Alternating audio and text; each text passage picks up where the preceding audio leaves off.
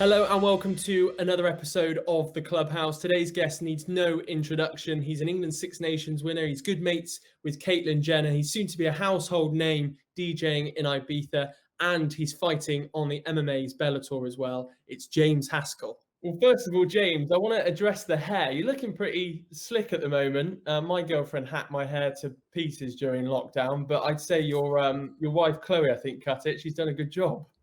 She has, yeah, but I'm very jealous of your hairline. You've got a very substantial, floppy, long hair, bit of hairline going on there. Mine, unfortunately, is receding up the back. But yeah, she had a good go at it. I was looking like Marv from Home Alone, and which she was calling me that. Well, obviously wasn't doing my confidence much good. So we went and drove past my amazing barber from Jack the Clipper, a guy called Alex, and he lent me some gear and we did a little FaceTime tutorial. So I did the beard and she's done the lid, and she's actually done it pretty well, to be honest with you. I think it could be, I mean, I won't keep her doing it because actually I found going for a haircut very much like, quite a cathartic process. Like women kind of own the beauty salon, taking 2 hours to get their hair highlighted and sitting down. But men don't have that. But actually with my barbers, you go in there, Turkish coffee, Turkish light, chit chat, lid managed, beard trimmed thing, face mask, massage, flamed ears, nasal hair, ear hair, eyebrows cut. You come out with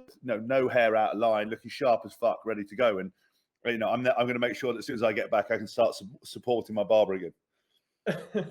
Well, it's nice you say that about my hairline. I don't think my hairline's looking all too great, but I appreciate that anyway. So there we go.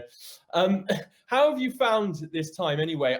Anybody that follows you sees that you're constantly taking on different projects, and your career's obviously been non-stop, and you've kind of come to the point where probably this period of time during lockdown, it's been quite nice for you to sort of sit and stop and take stock of what you've achieved.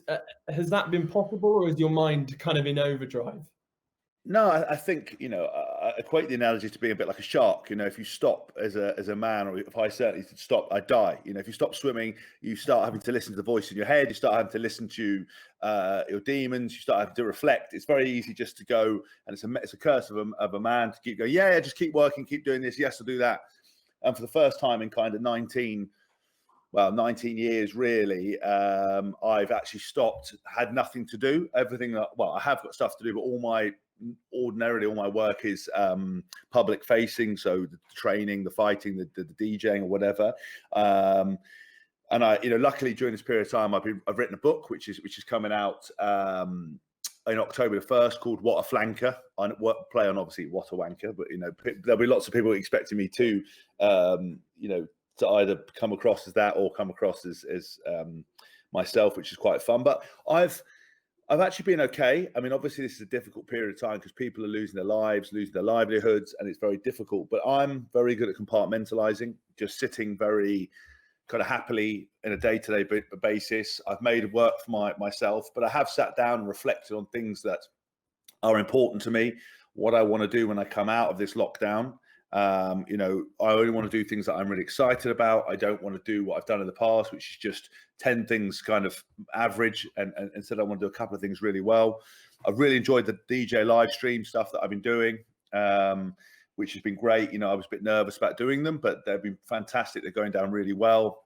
So all in all, I've actually been pretty positive and happy. And I always try to adopt the mentality of being slightly better than I was the day before. So I'm still training, I'm still eating, I'm backtracking my food. I'm reading much more than I was. I even switched off and started playing video games, which I never do. My wife, on the other hand, his work has gone through the roof. She's training 300 people online at the moment with her friend Emma Story Gordon. She's changing people's lives, and I'm sitting on my ass playing Xbox, which is to her is a novelty because I'm never really home, and if I am home, I'm always head glued to doing stuff. I tell you what, I won't. Well, I'm happy to do this podcast, but I reckon I've done 50 podcasts since I've been in lockdown. So that's including my House of Rugby. But I have talked non-stop to so many people. It's a joke. Well, I'll try and make this one maybe a little bit different to what you're usually talking about. But you obviously started your rugby career at school. You went to Wellington School. Now, I went to public school actually just up the road from you because we actually had our asses handed to us a few times by Wellington. And people obviously look and think, well, you went to Wellington School. You've had born with a silver spoon in your mouth slightly, but going off to boarding school when you're a lot younger is an intimidating thing to take on. Do you feel as though that shaped you as a man? Look, I think I've obviously come from a privileged background. I think that I've had those opportunities. I think, but that's, without sounding very American hippie, that's my truth. That's my life. I can't apologize for it. I can't comment on other people. I'm obviously, socially enough aware to understand, and everything I say is in my sphere.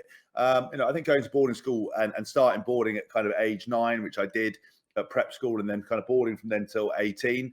Yeah, I think it does shape you. I think it's, I was a real homebody. I still am. I still get to Sunday evenings and kind of get that real hollow feeling of like, shit, I've got to go back to school, even though I'm 35. I did enjoy it, and I think it opened doors. But what instead of people thinking it's like a public school network, the difference with that I think made a real impact on me was that I did everything at school. So you could go to state school and do everything and have the same experience. Obviously, sometimes opportunities aren't the same. You could go to state school and do fucking nothing. You could go to boarding school, pay all that money and do nothing, achieve nothing. I had the mentality of doing everything. So I did all the school plays. I played hockey, football, tennis. I did something called field gun, which is the most middle class sport that used to be done for like the Royal Tournament, which is just disassembling a gun carriage, building an A-frame, whistling over on zip lines. I did that. I represent the school chess team. I did the school debating. There's nothing more I could have done. And I came out of that a much more rounded, confident person than perhaps I would have been in other things. And I think that's what you're paying for with those opportunities. I think, look, I didn't always enjoy it. I think, there's a lot of stuff that goes under the radar as kind of character building, which is just fucking plain, bullying. But I think it is quite a hard place. But I was lucky Wellington was a good school. And, it set me up for what I'm doing now, and was the reason that I got into rugby. I never wanted to be a rugby player. And I didn't go to Wellington to play rugby. I went there because my dad went there, and it was a good school. And I came out of it with A and 2 Bs at A level, having done everything else, and then obviously got a rugby career. And that was about it, really. And a lot of people, when they look back at your rugby career, will remember particularly probably the year, the 2016, when you won the Six Nations, and then obviously had the thrashing in Australia as well. But when you first started out with England, obviously you captained England at youth level. Who were those kind of senior players that put a bit of an arm around your shoulder when you first started out and that you looked up to? I mean, I think, look, I looked up to Lawrence Dallaglio. That's pretty well documented. He was kind of my hero. I think, his personality on and off the field, his ability to play, the gravitas he held was great. But actually, he did look after me. But, there was players who probably had a much bigger impact on my career. Joe Worsley, I spent every day working on my tackling with him. I went to become a professional rugby player, and I sort of was about 17, and my dad took me to one side and he said, listen, I know you don't like tackling. And I was like, fuck off, Dad. I don't know what you're talking about. He's like, listen, you don't like tackling. You never tackle anyone around the legs. I know you don't like it. You can lie to everyone else, but you can't lie to yourself. And however annoying it is when your parents are right, I didn't. I wasn't massively keen on it. So basically I went to Joe Worsley day one of WAS, said, listen, mate, you're the best tackler in the world. I need you to teach me. And for 20 minutes after every session, every week, for almost 5 years with him, my first stint, we worked together with another guy called Tom Rees, Simon Shaw. He was another guy that put his arm around me. Tim Payne. These guys, all these people had a real kind of impact on my career. But obviously at a time, Lawrence was kind of my idol. But he was obviously so big time that it was difficult to get too much time in with him. But we would often go head to head, and he'd take me. When I was driving my Vauxhall Astra, he'd take me out in his Range Rover and buy me breakfast, which was quite nice. And when the interviews that I've seen with you since you actually hung up your boots, particularly the one I remember with Alex Payne on House of Rugby, when just after you'd announced your retirement, you almost gave a bit of an impression that you felt as though something was missing. And whilst to the outside, to me, your career was a glittering career. You achieved all that there was to achieve. it almost felt as though from your body language a little bit like you felt something was missing. Was that because of the influence that Eddie Jones had over you just before you retired, and how well you were playing in that year, particularly when you won the series 3-0 down under? Did you feel like something was missing slightly? I think that's a great question. I think, look, I think I am a perpetual, look, I'm satisfied and I enjoy life, but I'm not, I'm also the same token very unsatisfied with things. I want to achieve, you watch the Last Dance documentary with Michael Jordan and discover that you've achieved absolutely nothing. And you weren't, in comparison to him, you look at people who on the surface have all the things you want. I look at Carl Cox and Simon Dunmore from Defected Records, all these kind of guys that I think are amazing DJs that I want to be. And you're constantly not satisfied. I think with my rugby career, I would have loved to go to a World Cup. My 2 World Cup experiences were terrible. They were, just really, really poor.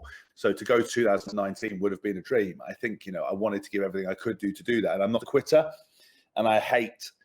Injuries got in the way of a couple of things in my life, and I hate giving up because I want to work hard, I want to prepare, and I need to, and I need to do what I'm going to do. And it was difficult. And I just think, once I finished playing, I don't ever feel like a rugby player, which is the weirdest thing. I feel like I'm, I feel like that happened to somebody else. So, now when I sit here today, I think to myself, my wife's, had to, during this period of lockdown, sort of sit down and talk to me and be like, well, what makes you happy? What are you going to do? And but the fighting thing, I gave that 100%, but I tore my pec before I went into lockdown. I've had a problem with my shoulder since, so that's a bit in doubt. The DJing stuff's great, but there's no crowds at the moment, and it's difficult to be taken really seriously. I've written this book, as I said, What a Flanky. That was really fun.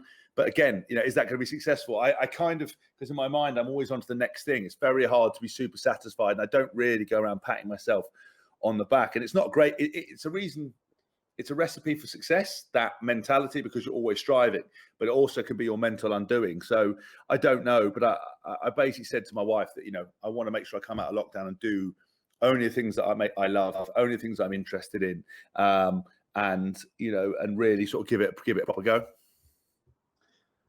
And I actually spoke to Alex Payne the other day about this idea of, which I must admit, I feel like I suffer from a lot, even like now just talking to you, that idea of imposter syndrome. And it sort of plays into your rugby career as well, because I know you've mentioned a few times you didn't think you were necessarily the most gifted rugby player, but you were prepared to work harder than anybody else, probably influenced from the likes of Lawrence Delalio or Joe Worsley, as you mentioned.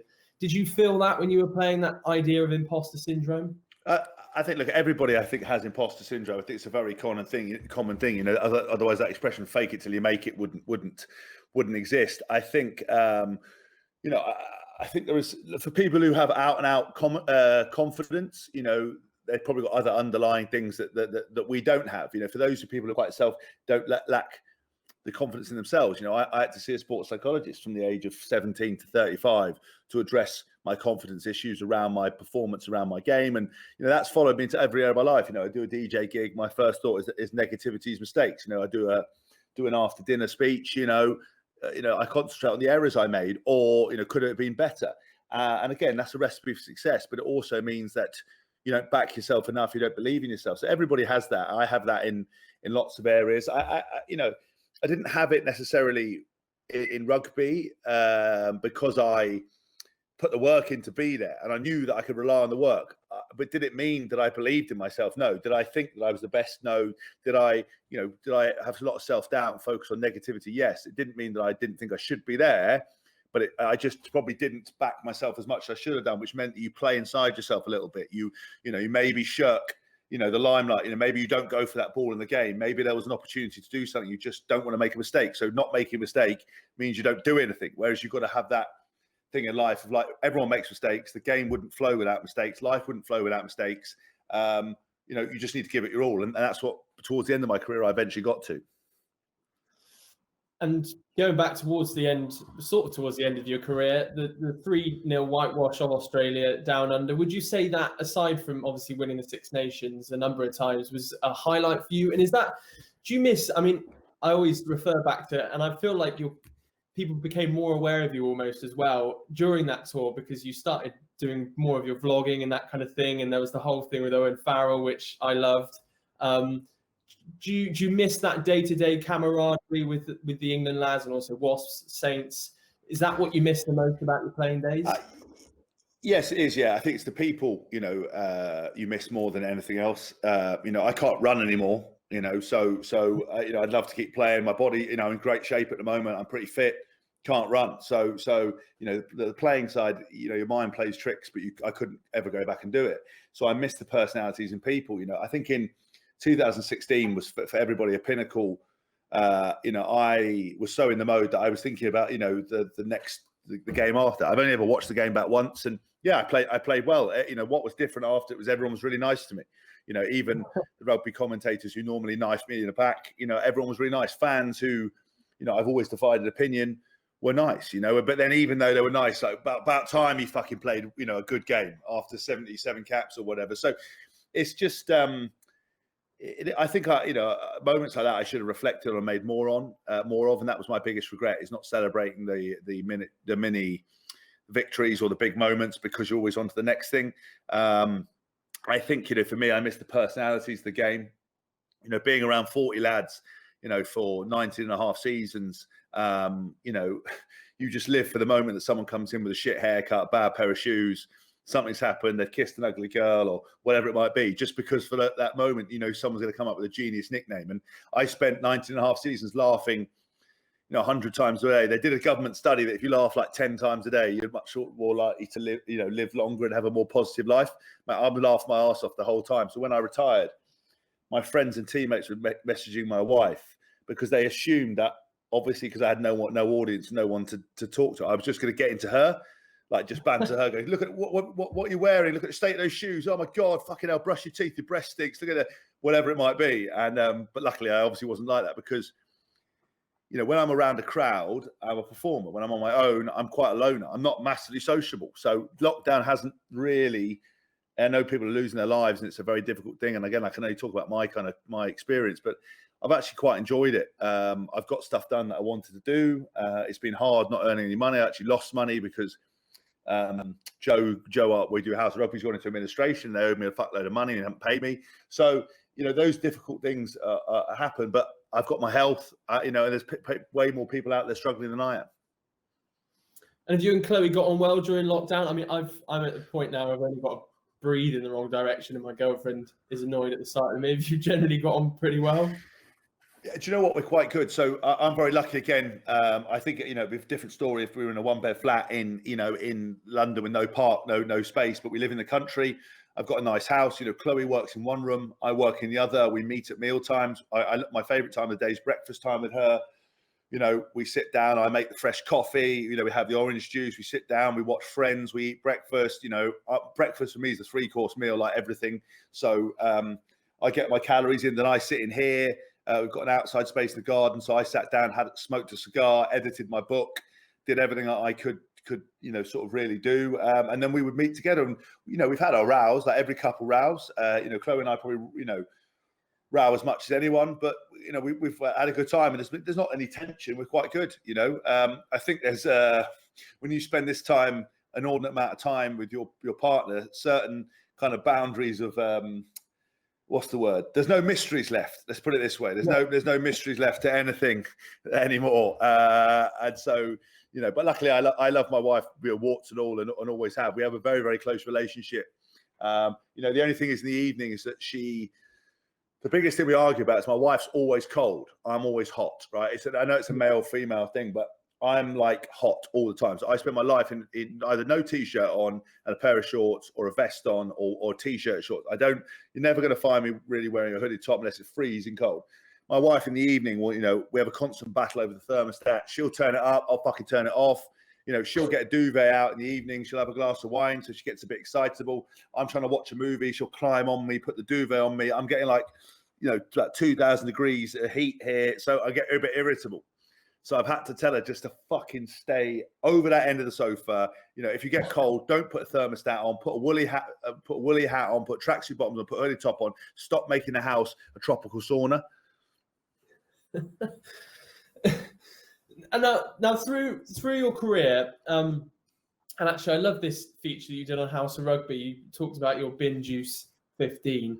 if you had to pick one, ultimate pro, all-round rugby player that you played alongside during your career, who would that be? And then also, if there was one ultimate sort of bin juice player that you encountered along the way, who would you pick?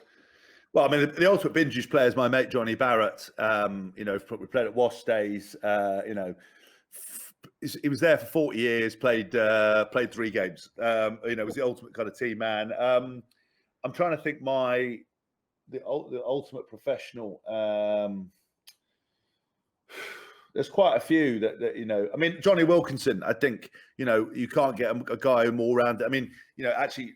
Ironically enough, the mental side of his game was probably something he wasn't addressing. I mean, he was with Steve Black, but the fact that I don't think he enjoyed a lot of what he did until he got to match days and was probably run by demons more so than anything else. But again, that was his recipe for success and why he was the best fly half in the world and has won a World Cup. But he was the most all-round professional bloke, hard worker, team man.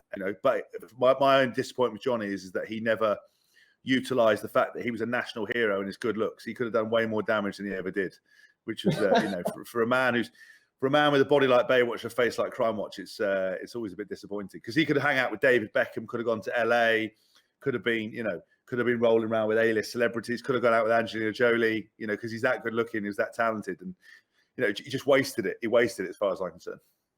Yeah, but you're hanging around with A-list celebrities as well. You at the royal wedding. Mate, I'm so bottom of the list. I'm probably lower than Z. I'm Z -1, and I operate with a few people, but not really. I'm always on the periphery, and the problem is I'm not really good at networking and schmoozing, because if you're just not a good person or your chat's terrible or whatever, I just try to I just can't deal with it. I can't play the game, and so many of these people just hang around and have also lost touch with reality. But I'm good mates with Harry, and I have been for a long time.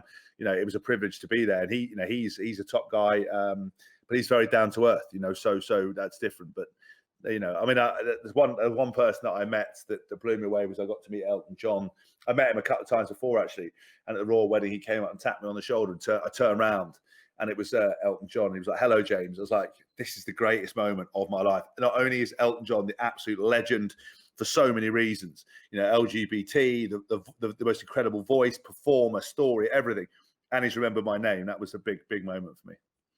And he played, didn't he, as well at the sort of the reception? He played five songs. Yeah, so basically, I'm as close as him to those blinds behind me. Just it was amazing. Just Crocodile Rock, Tiny Dancer, Yellow Brick Road, mate. What a hero, Rocket Man.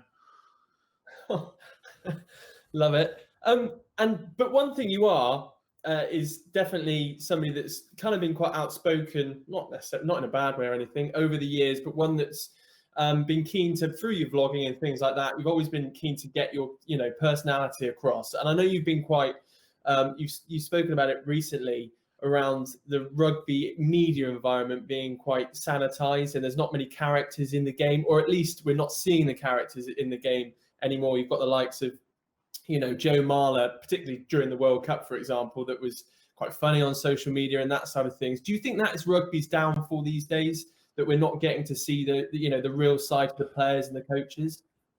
I think, look, it's the downfall of most professional sports. I think, the beauty of rugby was the accessibility of players. You go to a Premiership football game, you're lucky if a Premiership football spat on you because of, the popularity, the size of the game, the fact that, the fans are pretty diehard, and they kept themselves because, they'd just be mobbed. Rugby, you used to go to a bar after the game, you'd meet the players, you see the players, there'd be opportunities for autographs. There was that connection.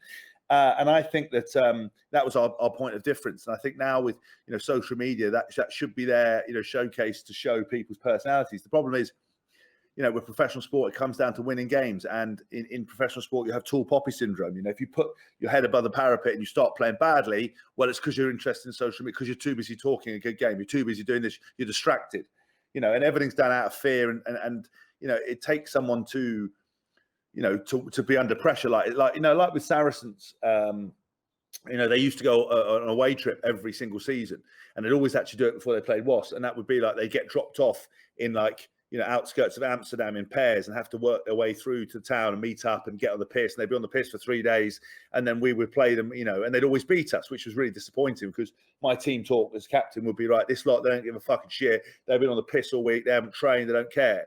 But in their changing room, their team talk was, lads, we've had an unbelievable week. We haven't paid for anything. We've been to Amsterdam. We've had a party. We've enjoyed ourselves. We've bonded. If you want this to keep going, you better go and win. And funny enough, they always won. So, I think there is a bit of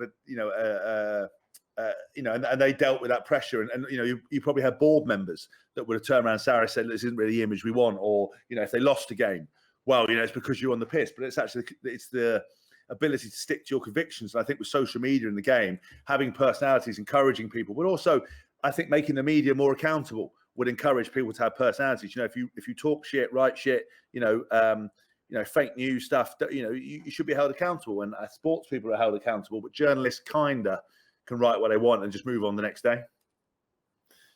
And one platform that you're really excelling in at the moment, and it's testament to the amount of viewers and listeners that you're pulling in, is House of Rugby. And I doubt you could imagine that 2 years ago, just under 2 years ago, it would have had the success that it has had.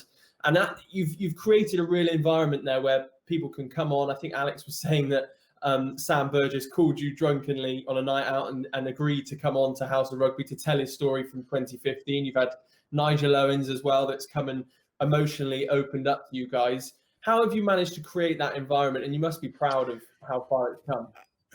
Look, I've absolutely loved House of Rugby. It was something that I wasn't going to do. That I think actually originally Joe wanted to get somebody else in to do it. I was probably like most things in my life, either seen as too controversial or a bit like Marmite. You either love me or you hate me, very much like everybody does. I'm certainly not can never be called a vanilla person.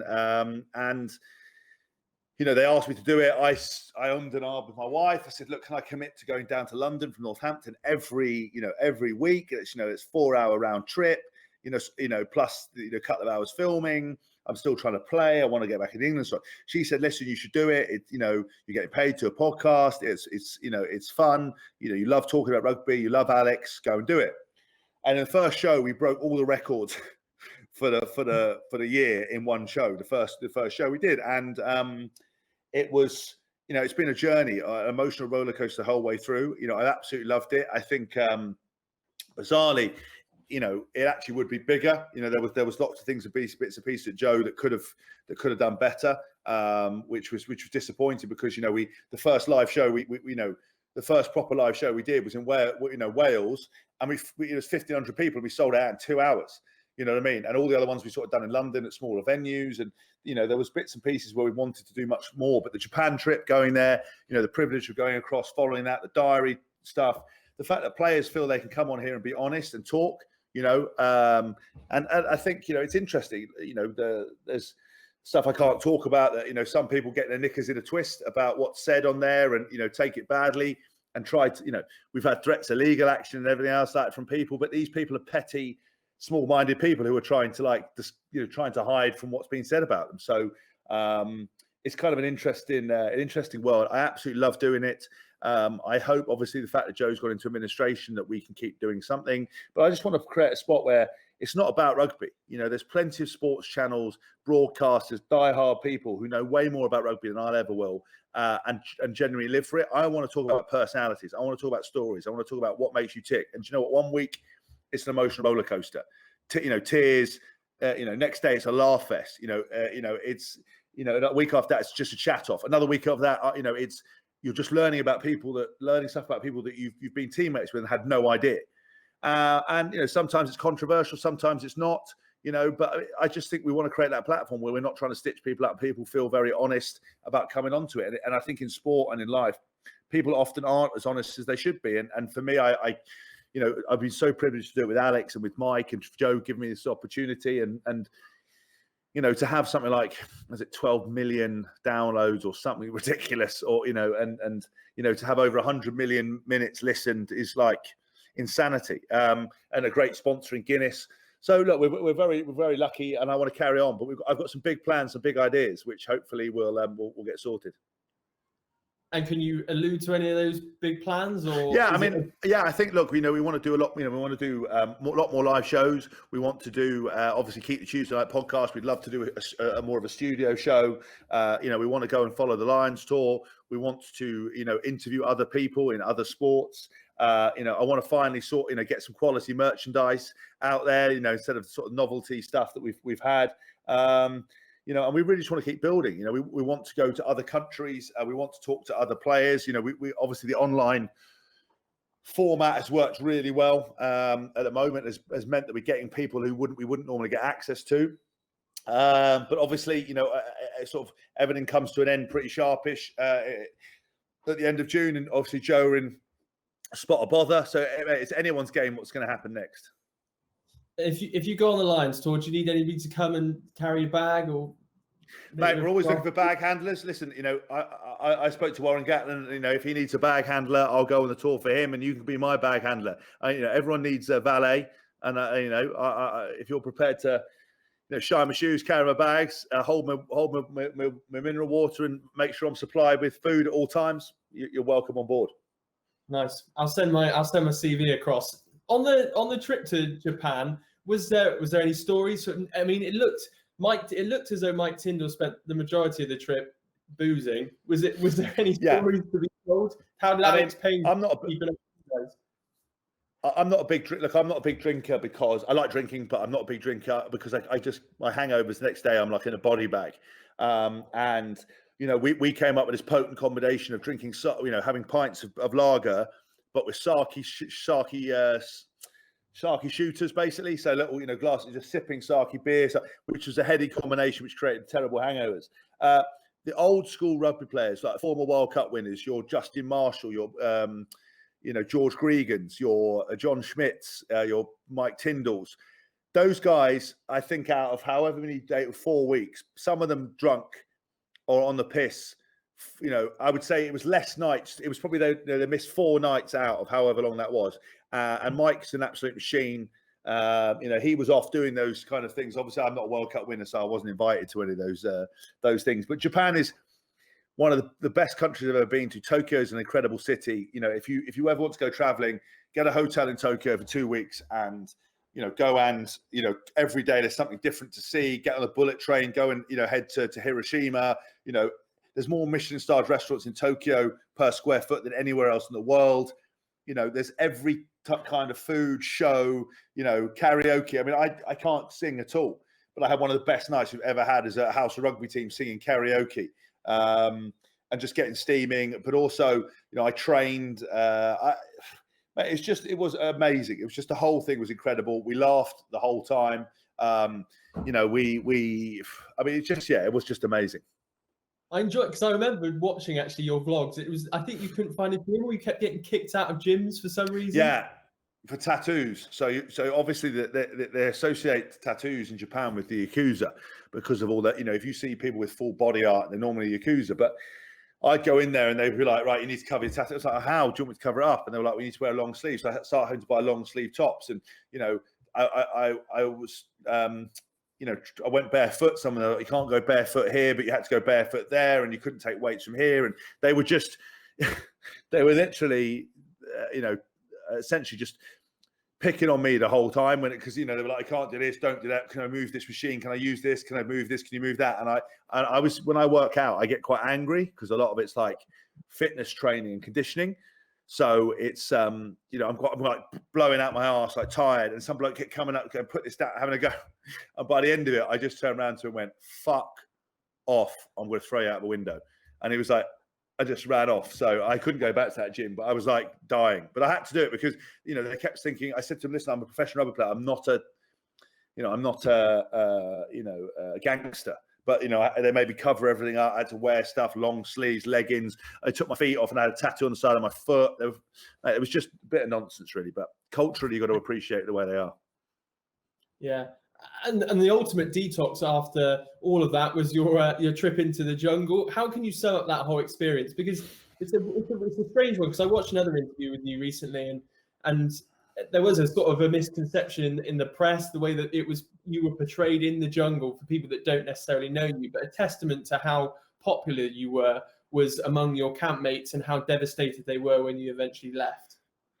Yeah, look, I think it's an example. I mean, I hate to use the word fake news because Donald Trump, probably one of the biggest dickheads in the universe, keeps using it and deflecting from racist, misogynistic, stupid behaviour. But the media, they look upon things through a frosted mirror, as do fans. That show gets 14 to 16 million viewers. It was a massive privilege to be on there.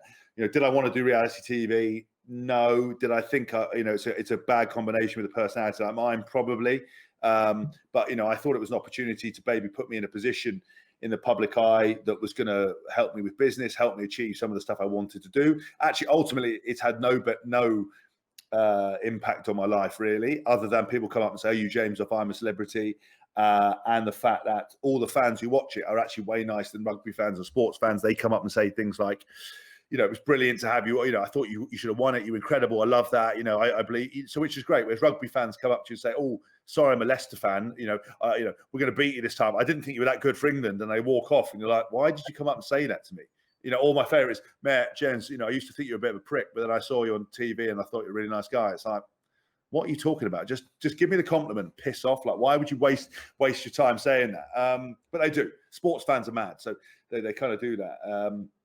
Very territorial. Whereas the TV fans are they were very polite. So that was nice.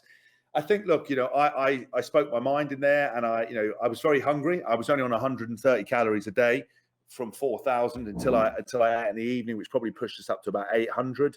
And they told me that I was going to be on more food, but I wasn't. I went in there 122 kgs, just over 19 stone, and I came out 110, so I lost 12 kgs of whatever it was in the jungle, and that was very hard. But I snapped at Kate Garraway because I every day I said I wanted women to go first because and the problem is in the jungle, everyone's aware they're on TV and they don't forget they're on TV, and it's very much like, you go first, no, you go first, no, you go first. After like 17 days of this, it's very boring, right? It's very annoying, very irritating. It's a lot of like palaver. No, you have my bed, no, you have my.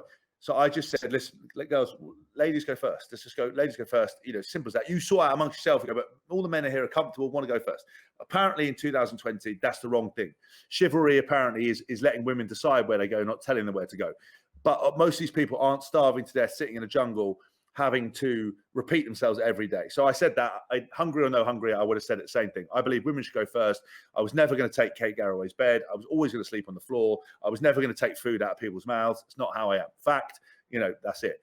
I snapped at Andy because he'd missed out on a roast dinner and essentially kept asking everybody about it. And what he didn't realise was that Caitlin had a bit of a go at Roman, upset Roman.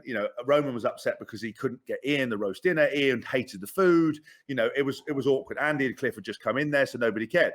So when on day 2, when Andy's still going, Matt, did they have Yorkshire puddings? Do you have orange juice? I'm like, Andy, shut up about the fucking roast dinner, mate, because it's gone, it's over. You ain't going to get it. So just leave it, which is what you do in a team environment because the greater good. On TV, it comes across as you're bullying nice Andy off Coronation Street.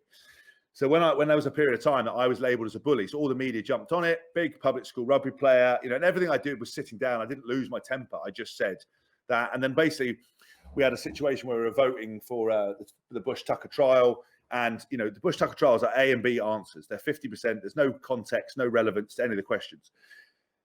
And in our camp, one day they're just talking round and round and round, trying to debate an undebatable question. It was just so ridiculous. I said, let's just get and they couldn't vote. There's 10 people in camp, and they went, right, who votes for A?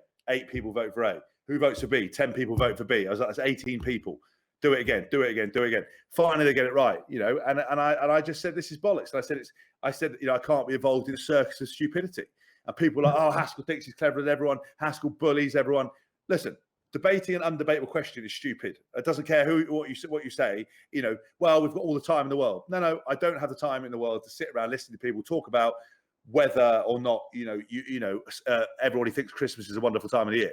Because who are you asking? Because if you ask a load of Indians, they don't believe it, or Japanese, sorry, they don't believe in Christmas. So what's the context? There's no context. It's fucking A or B. Just have a guess. And so I got called a bully, but my wife had it way worse over here. All the tabloids ringing up. Haskell's a bully, bullies Kate Garraway, Kate, people in Kate's family are like, wow, James Haskell, Kate's the most clever person, all this kind of stuff going on, which was, which is difficult. I feel, and as a person, I'm gutted because Kate and I always got very well. I've got a lot of respect for her, and I'm really sad that, obviously poor Derek, who I met, who's a lovely guy, they're both lovely. Obviously he's still in a coma. So it's just, it's a bit of a difficult time for her at the moment, but she was brilliant, but out of context, it looks like we didn't get on. And so Chloe had to go on Lorraine and deal with all this kind of drama. But when I left, all my campmates, they cried and basically, said, Caitlin said, ripped the heart out. Ant and Dex said, we've never seen a reaction like it. Jacqueline said she's missing. I was like a big brother. Roman was like someone that he opened up to, because I didn't have to be James Haskell, the rugby player. I could be myself, which meant I could be quieter. I could put my arm around people. I didn't really struggle in there, bar the food. So I felt good. I was able to help other people. That's what got me through the situation. And, to come out and then have the media do a complete U-turn and say, well, we feel like, I'm a Celebrity fans feel like I've been lied to. James Haskell is such a terrible person. Why is everyone so upset? And it ultimately saved my career, because those programs can end you. I'd label for bully for life. I could have been, ruined, but because everybody, and ultimately that's what I've always had in life, my peers and my teammates are the only ones I've been interested in. Their opinion, I don't give a shit about the media. I don't give a shit about the fans. What I care about is my friends, my teammates, people I work with, and they all showed me to be who I was, which was great. And just finally, before we go, with moving forward, you've got your MMA, which of course has to be put on the back burner slightly because of the current circumstances. How was that decision met by your wife, Chloe? Was she happy that you were trying out something brand new, and is it something you've always been interested in? Look, I've always been interested in it. I got to work with an incredible gym, London Shoot Fighters, and the unbelievable coaches there. But, it was a decision where probably I was looking for something to replace rugby. I was looking for something competitive. My body's pretty messed up. And, my wife, cried and was basically like, doesn't want to do it. She spent a lot of time sitting next to me in hospital beds and sleeping next to me, when I've had surgery, and she didn't want to see me get beaten up anymore. And I think that I probably leapt at an opportunity to try my hand at something. And and for 6 months, I trained every single day of doing it. I fought, I sparred, I trained, I did everything, I lived it. And then obviously I tore my pec, and then lockdown happened. So I don't know what's going to happen out the other side of it. But, I think I might stick to DJing. It's a bit safer. And well, could we see you DJing? I obviously saw you were DJing at Ibiza Rocks last summer as well. Sadly, I was there a few weeks before for, I think it was the Ibiza BBC Radio 1's big weekend thing that they do over there, but I didn't get to see you play. Yeah, I've been asked back to do it again this year, booked in September. Whether it comes across, whether they cancelled it or not, I don't know. But hopefully I'll be back and doing as much work as I can. Well, thank you very much for taking the time out. I know, as you say, you're inundated with requests, and thank you very much for taking the time, and keep entertaining us with House of Rugby and all the vlogs, particularly the lockdown vlogs as well, because we love it. So yeah, thank you very much for your time. Thanks, mate. Anytime. Send me all the links and all the video cut downs, and I'll post away. Thank you, James. Cheers, perfect. Mate. See you, mate. Hope you enjoyed that episode with James Haskell. If you did, please like and subscribe, and we'll see you very soon for more episodes.